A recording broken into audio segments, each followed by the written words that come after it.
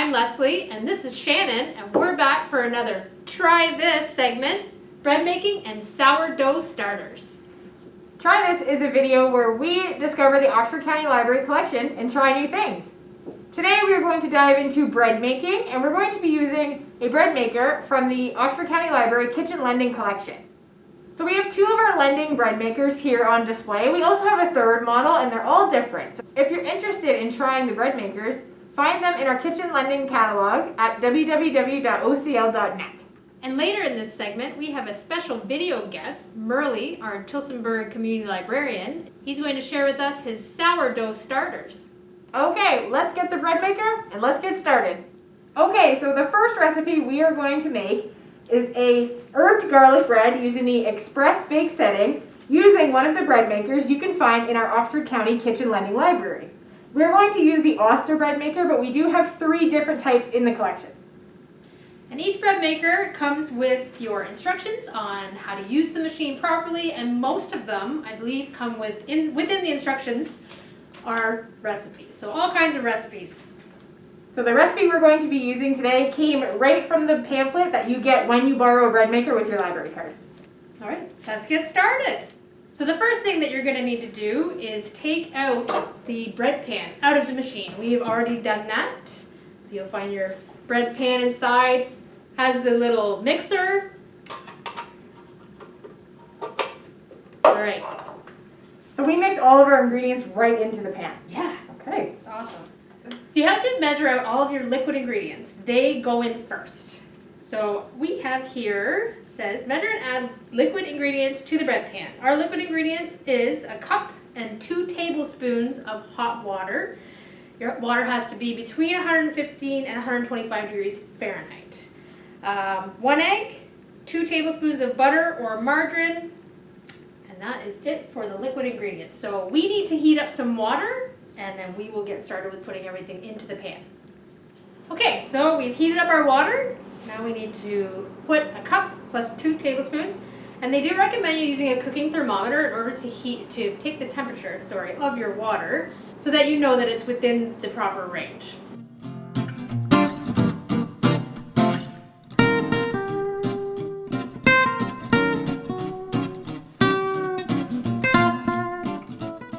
So now we put all of our wet ingredients into the pan, and we move on to our dry ingredients. So first we need 1 teaspoon of salt. And then 2 tablespoons of sugar. And then 4 cups of all-purpose bread machine flour. So in a lot of these recipes, I believe that you can use regular white flour, brown flour, whatever it is that you choose to use. But these recipes do say to use the bread machine flour, which we have right here. But I believe that you can just use regular all-purpose as well. It's up to you.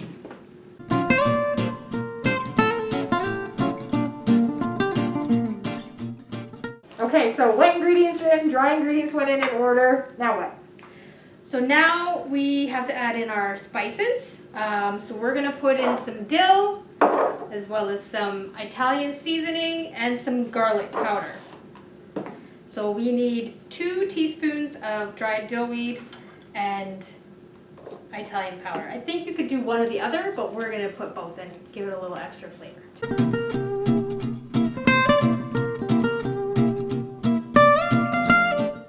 And then we're going to do 1 teaspoon of garlic powder. We're using garlic powder. You can also use like minced fresh garlic. Garlic powder works too. Okay, so now we have to form like a little pocket in order to put the yeast in. The yeast should not come in contact with any wet ingredients before you put it in the machine. So we need to just create a little hole to put our 4 teaspoons of quick rise yeast. So don't dig down too deep because you don't want to get down to the wet ingredients. So just a little tiny gully. With clean hands. Yes.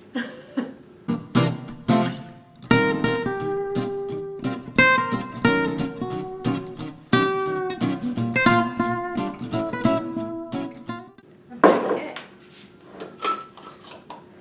It may look like we used a lot of certain things, but we had to use like a half teaspoon, so we did 8. We are following the recipe as instructed. Okay, so now we have to snap the pan into the bread maker. And then we press the select button on the front and you choose Express Bake. Now we can do the setting for 58 to 80 minutes. We're going to do the 80-minute setting. Once you've done that, you press start and the machine does the rest of the work for you. So the bread makers are so cool because you basically just need the machine. So all your ingredients go in the pan, it mixes for you and bakes all in that same pan. So while the bread maker is doing its thing, we're going to check in with Merley, the community librarian at the Tillsonburg Public Library, because he is a veteran sourdough starter baker, and he's going to show us how you make different sourdoughs. This bread is actually really easy, and the bread maker makes it really easy, but some breads take a little more time and a little more finesse to get them to work, and sourdoughs are some of those finicky things. So let's check in with Merley and see how you make a sourdough starter. And then once he's done, we're going to jump back here because we have another recipe that we want to show you. Hi, my name is Merley, and I'm the Community Librarian at the Tillsonburg branch of the Oxford County Library. And today I'm going to be sharing with you one of my passions. I really enjoy baking, and I have been keeping a sourdough starter for almost 10 years. And so I'm going to tell you a little bit about sourdough and working with sourdough, but to begin, we're going to make our own fresh sourdough starter. So there are lots of books on sourdough. They'll give you some good information about the importance of the flour and the water. There are lots of ways that you can start a sourdough, but we're going to be a bit of a purist because that's the way I roll. And we're just going to use flour and water. And sourdough starts with some of the naturally occurring yeasts in the flour or the air, and we're capturing them and feeding them with the flour and water. So in these 3 jars, I've used 3 different kinds of flours. The furthest one over to the left, that is all white, is a white flour. It's best to use an unbleached flour if you can, just to prevent any chemicals from getting into the process. Then there's a whole wheat flour and a rye flour. Really, all you need to know at this point is that the different flours are processed in slightly different ways, and so give you slightly different compositions and flavors. But the first step of getting a sourdough starter going is to mix flour and water. In this case, I was using equal portions, 1 cup of flour and 1 cup of water. I'm going to give those a stir, mark them so that I know which is which, and the level at which the mixture is right now so I can see if it grises at all over the course of the next day. And then I'm going to cover it for the night. And we'll pick up this again soon. So this is about 36 hours after I initially mixed the sourdough starter with water and flour. These 3 jars, you can see a little bit of growth going on.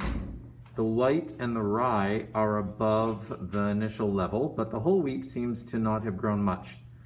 So the next step is to take 1 cup of that mixture, discard the rest, and then I'm going to add another cup of flour and water along with the sourdough back into the jar, stir them up, and leave them for another 24 hours. So I checked on the sourdough starter about 12 hours after I fed it this morning, and the rye starter bottle has overflowed, and the white flour starter is likewise almost to the top. The whole wheat one, though, is still not growing very much. So I'm going to move the rye flour into a different container altogether, and we'll check on it again tomorrow. So this is the sort of formal start of day 3 with the sourdough starter. And as you can see, the white has overflown a little bit. The whole wheat finally caught up and started working. And then I had to move the rye into a completely different container because it was growing and overflowing its jar. The sourdoughs are starting to develop some of the smell, that little bit of acidity, and there's lots of bubbles going on too. So signs that the yeast is active and growing. So today I'm going to dispose of all but 1 cup of each starter and refresh them with some flour and water, 1 cup of each, and let them continue to grow and get stronger for another day. So I took home the starters to care for them over a weekend, and while the white and whole wheat starter had started to grow over the course of the weekend, perhaps due to the temperature at home, they have stopped growing, and at this point I'm going to discard them. But the rye starter has continued to develop, and it's ready to store in the refrigerator now for use. It has a really wonderfully fragrant smell, and at this point we just need to take care of it and feed it weekly to keep it alive and healthy, and we can start baking with it. So now we have a sourdough starter, and like I said, it is working really well. It has a really wonderful smell, and it's ready to bake with. The care of the starter involves a regular feeding, at least once a week if you're keeping it in the refrigerator. If you are not keeping it in the refrigerator, you'll need to feed it more often, because as the yeast consumes the sugars in the flour, it can grow weak. The yeast also produces byproducts, and that can also cause it to grow unhealthy. But I have kept a sourdough starter for about 10 years. I typically feed it regularly, but there have been times when it has been several weeks between feedings, and I have always been able to help it to recover. So once you have a sourdough starter, it's actually quite resilient. But the exciting thing is what you can do with it. There are, of course, wonderful breads. There's traditional San Franciscan sourdoughs. There are lots of French breads and Spanish breads, Portuguese breads that all require a starter from sourdough to begin the process. And baking bread with sourdough is tends to be a long process, but small amounts of time and small steps. So for example, the recipe that I often make involves using a small amount of starter, flour and water at the beginning of the day. It needs to sit for about 6 to 8 hours, and then later in the day I can add in some more flour, water and salt, and let it mix it and let it rise for another couple of hours, and then shape it, let it raise, and cook it off. So it's a whole day process, but there's small steps over that length of time. So it can be easy to plan for in the normal rhythms of your day. But as well as breads, I have been gathering some recipes for things that you might not think of as that work well with sourdough. For example, I have a recipe for a pancake, and the pancakes can be started up to 12 or 18 hours before you plan to cook them. So you can start them the night before and then bake them off for supper, if you're having pancakes for supper. I also, a friend gave me a recipe for brownies, and they are the most delicious, moist brownies that I have had. And currently, they're probably sitting pretty firmly on my favorite brownie recipe of all time. They have a really complex flavor. They use a dark chocolate. They're not terribly sweet. And the last time I made them, sadly, I overcooked them a little bit. And although I did, they still were moist and just not as chewy as they had been the time before. So it was a really versatile and resilient recipe, and tasty either of the times that I've made it. There's probably other things that you could learn to do with sourdough if you are curious. Library has lots of books that you can borrow, but if you are interested, test it out and let us know what you've experimented with. We'd be happy to learn from you about all the wonderful things that you can do with sourdough. Thanks for joining me on this journey of sourdough discovery. I hope that you have lots of fun. Bye for now.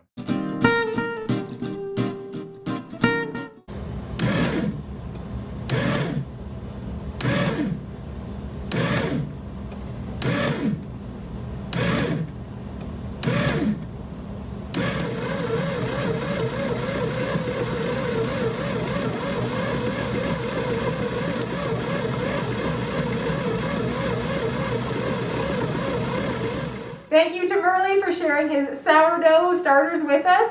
If you've had a sourdough starter or you've had sourdough success, share it with us. That's something I've never done. I have never Is make sourdough bread, and I know that was a big kick at the beginning of the stay-at-home order last year. So if you've had sourdough success or you want to try it, let us know. So now we are moving on to a recipe that does not use a bread maker. So you can borrow the bread makers from the Oxford County Library Kitchen Lending Library, but we know not everybody has a bread maker. So we are going to do a recipe to make bread using a regular oven. This is our mini convection oven, so we're going to be making a small loaf. So we are going to make cornbread. I love cornbread. You like cornbread, Shannon? I do. I'm looking forward to this recipe. So we're going to make a little baby loaf of cornbread, literally a baby loaf. So the ingredients for cornbread for this recipe is 1 cup of cornmeal, 1 cup of flour, 1/3 cup of sugar, 4 teaspoons of baking powder, 1 egg, 1 cup of milk, and 1/4 cup of vegetable oil. We are using canola oil. You can really use whatever oil substitute that you prefer to put into your recipe. So we'll start by mixing all of our dry ingredients first.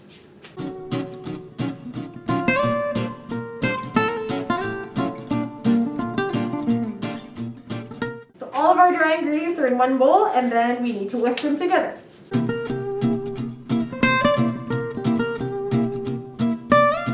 Okay, so now moving on to our wet ingredients.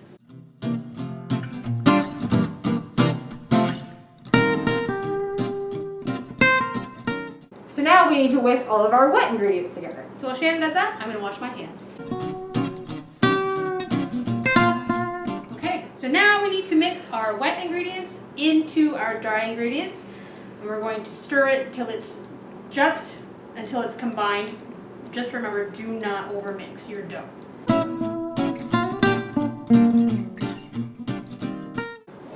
All right, slightly combined. So we've already preheated our little oven to 400 degrees. And we've already pre-greased our little mini loaf pan. So now we just need to put some of our mix into our loaf pan. So it only needs to be about half full. This ingredient is actually to make muffins, but we're making baby bread instead. But we're going to still stick with just filling it half because it is going to rise as it cooks. All right, so this amount of batter is going to make a lot of mini cornbread. So we're ready to pop this into the oven, and it's about 17 to 20 minutes. But keep an eye on it. So once you get close to the 17-20 minute range, just check your bread with a toothpick, and if your toothpick comes out clean, your bread is ready to be taken out of the oven. All right, let's pop it in. All right, so our mini cornbread loaves take a lot less time than the 17 to 20 minutes. So if you're making this in a muffin tin or you're making a larger loaf, that would probably be a time that works for that recipe. These only took about 10 minutes per loaf, and we ended up being able to make 3 loaves out of that 1 bowl of batter. And it smells delicious. Like if the camera had smell-o-vision right now, you would be drooling. So there is so many bread recipes that you can use. We did find a gluten-free cornbread recipe in this book, How to Make Bread. So we know there's a lot of people that have a gluten intolerance. So this recipe would probably be perfect for that. Our garlic bread in our bread maker is almost finished, so it is taking longer than the convection oven, which is fine. I think I may have just heard the bread maker go off. All right, let's go check on it. We'll be right back to show you our garlic bread. Okay, so our bread is done cooking. So we are going to take it out of the bread maker and have a look. Already smells amazing. The whole library smells fabulous. Now it's very hot. All right. That looks beautiful. It's an amazing loaf of bread. That was all done just with the same machine. I love that. It's super simple. And it was 80 minutes. And that was an express bake setting. So there are different settings, but like we said, if you borrow this from the Kitchen Lending Library, it comes with the recipe book and the setting handbook. As we said earlier, the Oxford County Libraries have so many cookbooks and many bread-specific recipe books. If you're looking for a twist on a garlic bread recipe, try the Panera Bread Cookbook. In here, there's a garlic olive wheat bread recipe that needs a starter. So how Merley talked about the sourdough starters, this bread uses a starter that takes about 30 minutes. So check out the Panera Bread Cookbook and many other bread cookbooks from our catalog. So let's go have a look at a few of the other bread cookbooks that we have before we finish out. Well, I say that our bread making try this was a success. I agree. Our garlic bread smells amazing. I'm very so impressed good. with the bread maker. And I've never made a cornbread recipe, even though I love cornbread. So that worked out really well in that mini loaf pan. It did. Little baby loaves of cornbread. Before we go, we wanted to share a couple more recipe book titles with you. So over here we have the Panera Cookbook, which Shannon had already mentioned during our cooking process. And then we have down here, Sourdough on the Rise. So to go along with Merley's video, a sourdough cookbook. And then here, if you noticed in Merley's video, this book was on display, Local Breads, Sourdough and Whole Grain Recipes. So if you want to try out some sourdough starters on your own or any other breads, definitely that's a good one to check out. And we have the How to Make Bread book, which we talked about earlier in the video. And we want to highlight this book. So this is a new book, and it's like a companion to a recipe book. And it's called Breadmaking, Essential Guide for Beginners and Self-Sufficiency. So it's not a recipe book. It is talking all about skills and the basics of bread. But a section of it that I wanted to show you all is called Troubleshooting, which is a great resource to have. So the troubleshooting guide is all about maybe problems that you encounter while you're cooking bread. So if you have problems with your pre-baking, if your bread doesn't rise, if it's too dense, if there's a texture problem, the troubleshooting section of this book tells you how you can fix that next time. So really cool problem solving. So as always, you can find all of these books and many more on our website, www.ocl.net. So check out our catalog and place some bread making books on hold. And stay connected with the Oxford County Libraries on social media. You can find us on Facebook, Twitter, Instagram, and YouTube. If you've missed some of our Try This videos or other video content, you can find all of them on our YouTube channel. Until next time, thanks for joining us. Bye. Bye.